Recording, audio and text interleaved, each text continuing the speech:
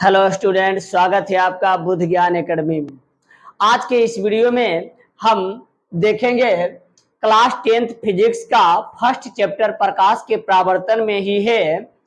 ये क्वेश्चन आता है, सिद्ध करे कि फोकस दूरी वक्रता त्रिज्या की आधी होती है।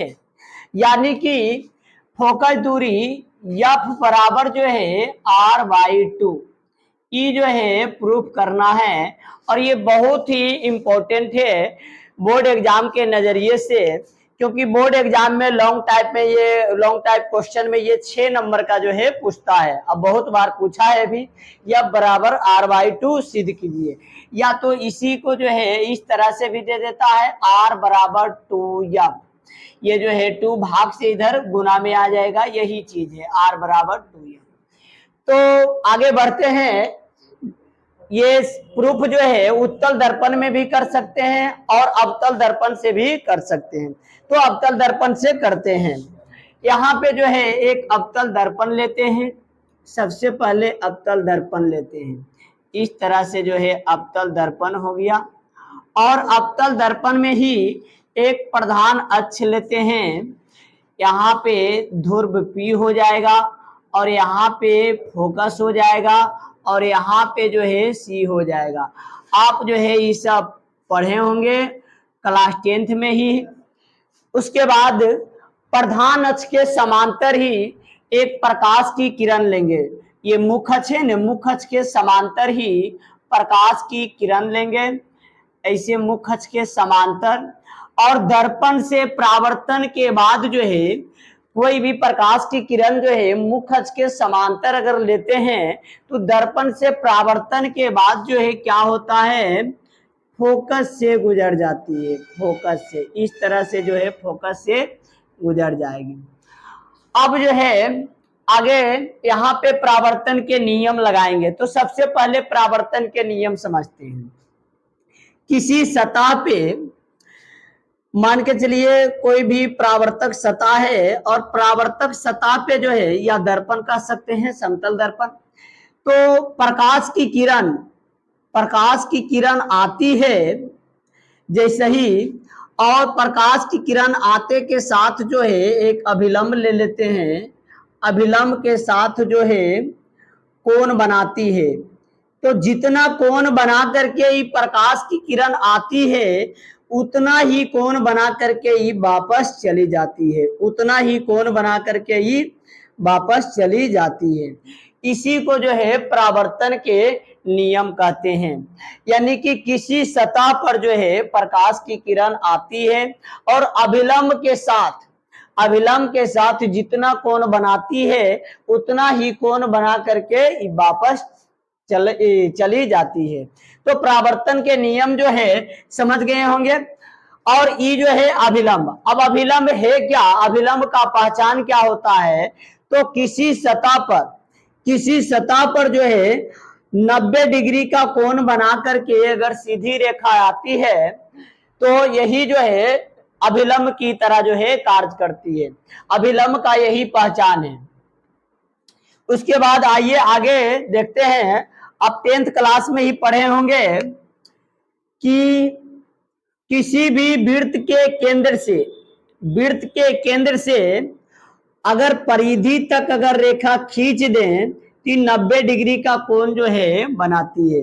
हाँ, केंद्र से परिधि तक जो है रेखा इस तरह से अगर खींच दें तो परिधि पर जो है कितना डिग्री का कोण बनाती है, तो 90 डिग्री का कोण। तो यहां तक आप समझ गए होंगे। और उसके बाद जो है अब आगे बढ़ते हैं, इसी चीज का जो है यूज यहाँ पे लेते हैं। यहाँ पे देखिए, ये जो अवतल दर्पण जो है ये भी एक गोला का ही भाग है। इस तरह से इसको आगे लाइएगा तो ये भी एक गोला ही बन जाएगा, बनेगा कि नहीं बनेगा। और ये जो है केंद्र है, ये क्या है, केंद्र है। तो केंद्र से जो है ये हो गया एक तरह से परिधि। तो केंद्र से जो है परिधि पर जो है एक रेखा लेते हैं। केंद्र से परिधि पे जो है एक रेखा लेते हैं। और एक रेखा लेने के बाद जो है यहाँ पे कितना डिग्री का कोण बनाएगा, 90 डिग्री का कोण बनाएगा।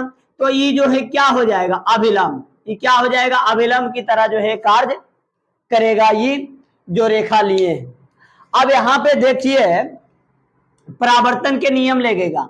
ये आपतित किरण है, तो प्रकाश की किरण आती है और ये अभिलंब के साथ जितना कोण बना करके ये आई है उतना ही कोण बना करके जो है ये वापस चली आती है। इसका नामकरण दे देते हैं ए बी। तो यहाँ पे जो है आपतन कोण बनता है आई, और यहाँ पे जो है परावर्तन कोण बनता है आर। ये जो है कोई भी किरण जो है टकराने के बाद अगर वापस चली जाती है तो उसको परावर्तित किरण कहते हैं, और अभिलंब और परावर्तित किरण के बीच जो कोण बनता है उसको परावर्तन कोण कहते हैं, और आपतित किरण और अभिलंब के बीच जो कोण बनता है इसको आपतित किरण कहते हैं। तो यहाँ पे जो है परावर्तन के नियम लगा है। आपतित किरण, यहाँ पे प्रकाश की किरण आई और जितना कोण बना करके अभिलंब के साथ जो है, हाँ जितना कोण बना करके आई उतना ही कोण बना करके जो है वापस चली गई है। तो यहाँ पे अब आगे हम लिखेंगे क्या इसी चीज को कि कोण, ई कोण का नाम क्या है, ए बी सी है कि नहीं, ए बी सी। तो लेंगे कोण ए बी सी, जो कोण रहता है वो बीच में लिखाता है, तो ए बी सी, अच्छा सी बी ए भी आप लिख सकते हैं। तो कोण ए बी सी बराबर क्या होगा, फिर ही कोण आर वाला देखिए सी बी एफ या एफ बी सी, तो ऐसे ही लेंगे कोण ए बी सी बराबर कोण सी बी एफ। ये दोनों जो कोण जो है, ये दोनों कोण क्या है, बराबर है। कैसे बराबर है, तो परावर्तन के नियम से, यहाँ पे लिख देते हैं परावर्तन के नियम से, और जो है ये हो जाएगा समीकरण 1 दे देते हैं। फिर आगे देखिए, आगे कोई भी दो समांतर रेखाएं, कोई भी दो समांतर रेखाएं इसको एक तिर्यक रेखा जो है ऐसे काटती है, तो ये कोण और ये कोण जो है आपस में बराबर होता है। ये आप 9th क्लास में ही पढ़े होंगे, ये कोण और ये कोण आपस में बराबर होता है। तो यहाँ पे देखिए ये दो रेखा जो है इस समांतर है और समांतर है, और ई जो है रेखा इस तरह से तिर्यक काट रही है कि नहीं, और ये कोण यहाँ पे ये कोण और ये कोण आपस में क्या हो जाएगा, बराबर हो जाएगा। इसी तरह से नहीं, देखिए यहाँ पे इसी तरह से नहीं तिर्यक रेखा, तो ये कोण और ये कोण कौची हो जाएगा, बराबर हो जाएगा। तो इसी बात को यहाँ पे लिखेंगे, एकांतर कोण बराबर होता है। तो यहाँ पे लिखेंगे क्या, कोण ए बी सी, यही कोण है, तो ए बी सी लिखेंगे यहाँ पे, कोण ए बी सी बराबर किसके बराबर है, तो कोण बी सी एफ, ई कोण हो गया कोण बी सी एफ, और ई कौन कोण है, तो एकांतर कोण, एकांतर कोण, यानी कि एकांतर कोण जो है बराबर है। अब आगे देखिए कि कभी भी दो समीकरण के अगर लेफ्ट हैंड साइड बराबर हो जाता है, बराबर रहता है, तो राइट हैंड साइड भी बराबर हो जाता है। तो लेफ्ट हैंड साइड जो है बराबर है, तो राइट हैंड साइड भी आपस में क्या हो जाएगा, बराबर हो जाएगा। यहाँ पे लिख देते हैं समीकरण 1 और 2 से, समीकरण 1 और 2 से लेफ्ट हैंड साइड बराबर है तो राइट हैंड साइड भी आपस में बराबर होगा। कोण C B F equal to कोण बी सी एफ, ये बराबर हो गया। इसका नामकरण जो है कर देते हैं समीकरण, अभी रहने दीजिए। उसके बाद देखिए यहाँ पे इस तरह से जो है ई त्रिभुज में, एक तरह से ये देखिए त्रिभुज ही तो बना हुआ है, इस त्रिभुज में दो कोण जो है बराबर हो गया। तो अगर किसी त्रिभुज में दो कोण बराबर हो जाता है तो इसके सामने वाली ई भुजा और इसके सामने वाली ई भुजा, ये दोनों भुजा भी आपस में बराबर हो जाता है। ये जो है अपना 9th क्लास में ही पढ़े होंगे। ये अगर किसी त्रिभुज में दो कोण बराबर हो जाता है तो ई कोण के सामने ई भुजा, ई कोण के सामने ई भुजा, यानी कि दो भुजाएं भी आपस में कुछ हो जाता है, बराबर हो जाता। तो ई भुजा और ई भुजा जो है आपस में क्या हो जाएगा, बराबर। ई भुजा और ई भुजा आपस में बराबर हो जाएगा। ई कोण के सामने ई भुजा, ई कोण के सामने ई भुजा।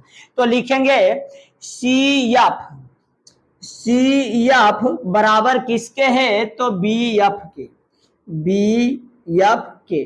तो यहां पे आप दे देंगे समीकरण 3। अब आगे देखिए, ये जो बिंदु बी है ना, ये जो है बिंदु पी के नजदीक होता है। अब जिसे यहाँ पे एफ ले लीजिए और इस तरह से बिंदु पी है और यहाँ पे जो है इस तरह से बी है।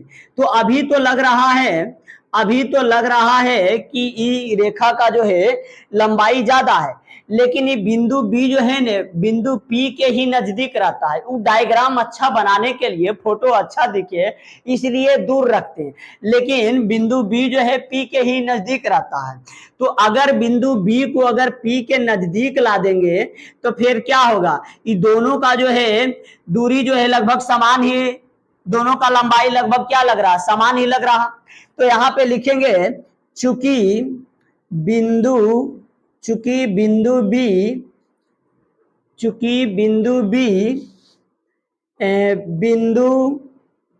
बिंदु पी के निकट है, यहाँ पे लिख सकते हैं एफ बी या B F. B F equal to क्या हो जाएगा, पी एफ, यानी कि ई और ई बराबर हो जाएगा। B F equal to P F, ई जो है आपस में बराबर हो जाएगा जब बिंदु नजदीक आएगा, नजदीक ही रहता है बिंदु बी, जब नजदीक होगा तो बराबर हो जाएगा। बी एफ और एफ बी कहिए चाहे B F equal to P F, दोनों बराबर हो जाएगा। तो यहाँ पे इसका नामकरण कर देते हैं समीकरण 3 और 4। तो यहाँ पे एक चीज देखिए कि बी एफ बराबर सी एफ है और यहाँ बी एफ बराबर पी एफ है। तो हम इसको जो है समीकरण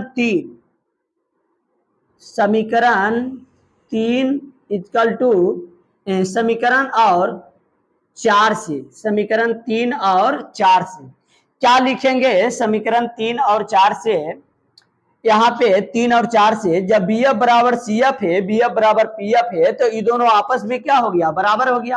यानी कि सी एफ बराबर जो है पी एफ हो गया, सी एफ बराबर जो है पी एफ हो गया।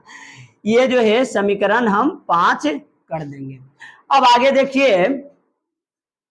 देखिए इस सी एफ और पी एफ, ये दोनों जो है आपस में बराबर आ गया। सी एफ और पी एफ ये दोनों जो है आपस में बराबर आ गया। और प्रूफ की करना है, सिद्ध की करना है कि फोकस दूरी वक्रता त्रिज्या की आधी होती है।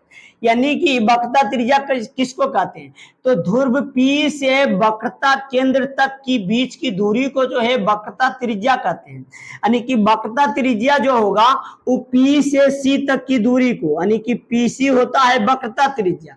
तो हम लिखेंगे PC बराबर क्या लिख सकते हैं, PF प्लस CF, PF और प्लस में CF, यानी कि ये दोनों को जोड़ेंगे तब जाकर के PC आएगा। अब यहाँ पे देखिए PF तो ठीक है और प्लस CF के जगह पे जो है हम PF लिख सकते हैं। तो CF के जगह पे हम PF लिख देंगे और यहाँ पे लिख सकते हैं चूंकि CF इक्वल टू PF, इसलिए जो है CF के जगह PF लिखे। अब PF और PF जोड़ेंगे तो 2PF हो जाएगा। तो PC बराबर जो है क्या आ जाएगा, 2PF, और PC क्या है, वक्रता त्रिज्या। तो वक्रता त्रिज्या को जो है R से सूचित करते हैं, तो PC के जगह पे R हो गया और ये हो गया 2, और PF के जगह पे जो है PF, ये हो गया फोकस दूरी। ध्रुव P से और फोकस तक के बीच की दूरी को फोकस दूरी कहते हैं। तो ये हो गया PF आपका फोकस दूरी F। तो R बराबर जो है 2F प्रूफ हो गया। और इसी को जो है इस तरह से लिख सकते हैं, ये 2 जो है इधर सटे है तो आ जाएगा बटे, यानी कि F बराबर जो है R/2। ये आपका जो है प्रूफ हो गया है। आशा है, उम्मीद है कि आप समझ गए होंगे और जो है ये वीडियो आपको पसंद आया हो। तो लाइक शेयर सब्सक्राइब करना ना भूलें और जो भी डाउट है वो कमेंट बॉक्स में जरूर बताएं ताकि आपका डाउट जो है हम क्लियर कर सकें। धन्यवाद।